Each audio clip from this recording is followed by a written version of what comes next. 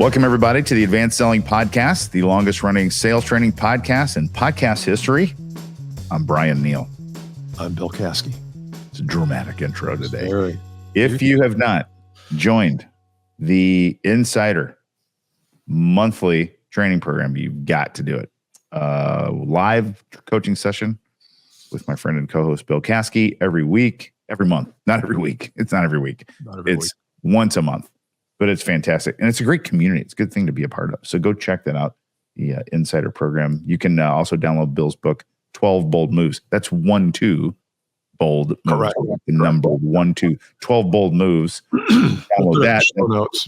Yeah, it's good to do there. So, and you can go to advancedsellingpodcast.com/insider to find out a little bit more and what the upcoming topics are. It's all there for you. yes. You know, our topic today for our podcast is what to do when you get bad advice, and whether that bad advice comes from a manager or a priest or, you know, your father, your parents. I mean, sometimes the advice we ask for is really not good advice. Mm-hmm. And then we feel obligated to take it because it's like, well, it is my dad. And well, your dad doesn't always have good advice. Your son or daughter doesn't. We don't even have good advice for ourselves sometimes. So I was babysitting our 1 year, 4-month-old little girl named Palmer, granddaughter. And they left her with me all day Saturday, starting at 9. I took her to Gymboree. And then I came back at 10, and my wife and her sisters and Kelly, our daughter, were all going down to Penrod, which is a famous annual art exhibit in Indy. Really cool. And they were going to be gone all day. And then they were going to come back at 3 or 4, and I was going to have Palmer this whole time. Well, you know, I have raised a child before, so I kind of know the and you wouldn't believe the number of instructions that you get. Okay, now here's where the diapers are, and here, ma'am, make sure when you wipe before the diaper, you do this. And I'm like, and this is to my wife. Like, yeah, I've done this before. Okay, so I took her to Gymboree. And we had a great time. And she was on fire. You know, Gymboree, I don't know if you know, it's a little gym for babies. And we got home, and we were having no trouble at all. And we got home, and my sister-in-law, my wife, my daughter, and my other sister-in-law were there. 4 women were there. Mm-hmm. And as soon as we walked in, there started to be rules. And no, oh, Palmer, don't go in there. Oh, don't go in that room. Oh, don't touch the window. Oh, don't. And it's like, guys, we were doing fine. we were actually out in the world, and we carried on. And I brought her back alive. Everything was fine. And now, all of a sudden, I think we talked about this before, but keeping the baby alive was job number 1. But it is amazing how many rules you get when it's unbelievable. When you enter situations like that, especially when you've done something on your own. I mean. Yeah. I think the same thing, you know, I saw a comedian talking about that with food. He said, he goes, well, I gave up carbs. He goes, and I didn't know, you know, the impact it would have on my life and just how unhappy it makes me. He's like, carbs. It was his little hook.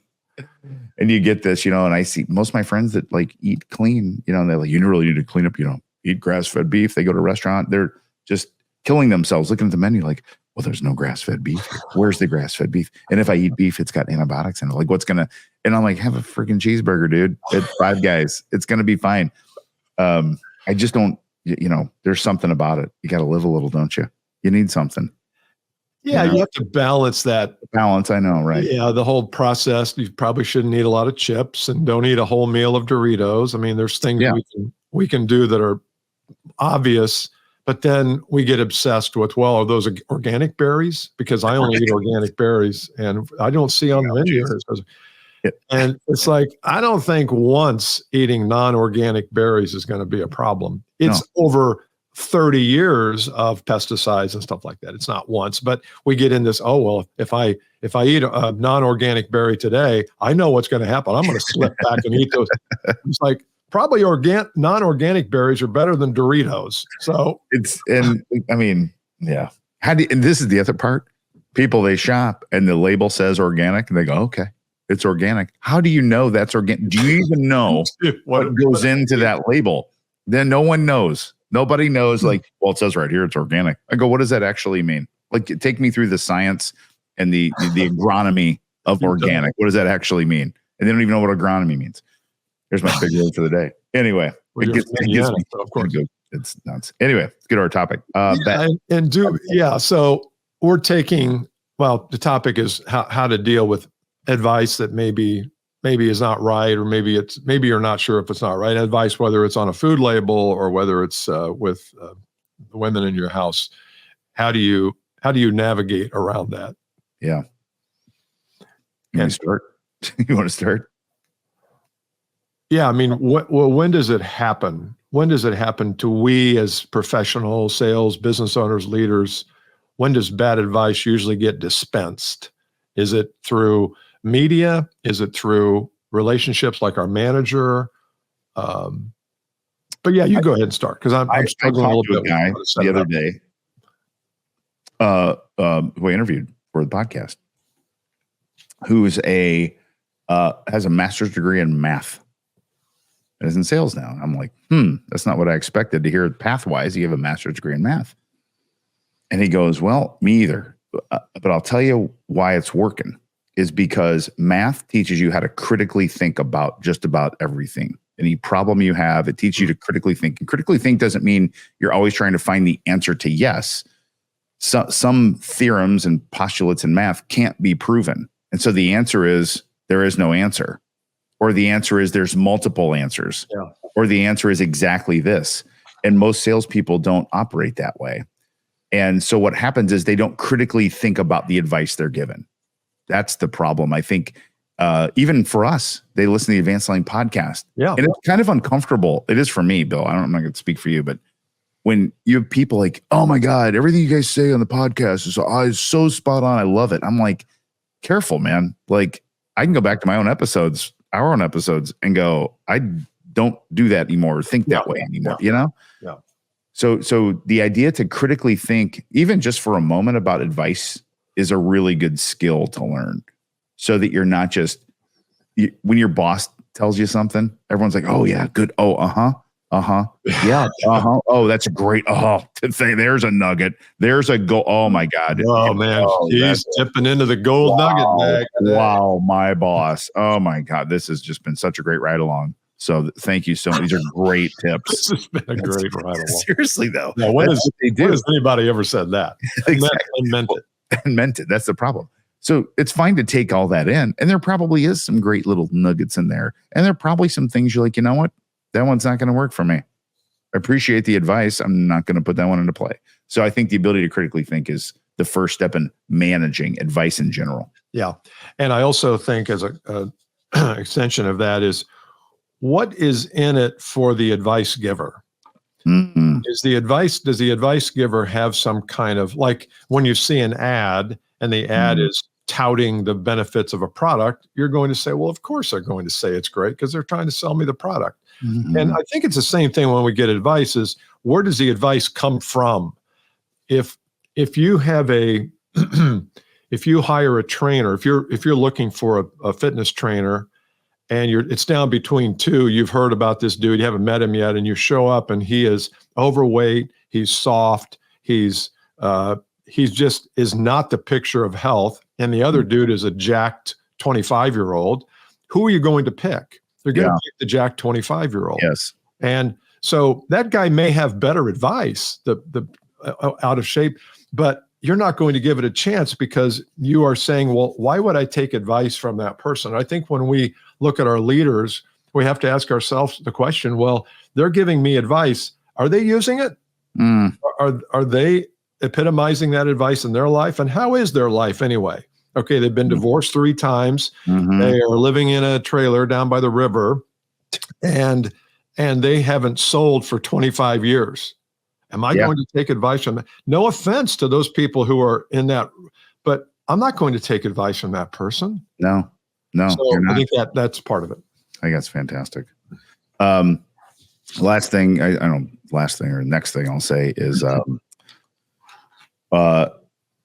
I would have you seek advice and frame your question well versus asking for generic advice. So what people will do is they'll go, hey, do you have anything for me on that one, Bill? What do you think? You're going to get all sorts of stuff. It's better for you as the advice receiver to come really tight with something to say, hey, Bill, I didn't like my opening in that sales call. Is there something, you could give me that would help me with the opening? It's much better framing for advice getting. What did you? Yeah. You'll get better advice that way. You'll stop getting bad advice. I put it on a little onus on the person who's getting the advice. Absolutely. You get bad advice because you ask for generic advice. That's the problem. You ask for specific advice. You'll get better advice that way. And then you didn't get what you wanted, what you really wanted. And so you won't ask that person again because you say, well, the last time it didn't work. And really it was your fault. It was your problem. 100%. Absolutely. Yeah. I think you mentioned something in the first part there about getting advice from people. I can't remember. What was your first point? That you don't think critically about the advice. Oh, exactly. Sorry. Yeah. And the question then is, okay, well, what does it mean to think critically? So let's say that I've got 5 target accounts for 2025. I haven't done much with them, but I'm starting to plan 2025, and we've got 5 people who are target accounts. Yep. How do I think critically about that? Because one easy way to do it is, well, just go call them. Just go call them. Right. And that's the advice you'll probably get from your manager. Well, just go pick up the phone, go meet him for lunch. It's like, is that really if I'm thinking critically, is that the best first step?